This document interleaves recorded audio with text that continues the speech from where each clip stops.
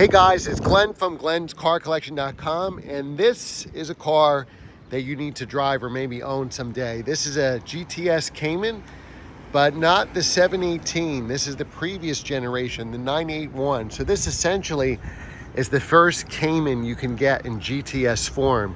In the 987s, the .2 version, the highest you could get was the Cayman R. There is no R for the 981s, but there is the GTS. So the GTS gives you all the sport options, like Sport Chrono, Sport Exhaust, the PASM standard.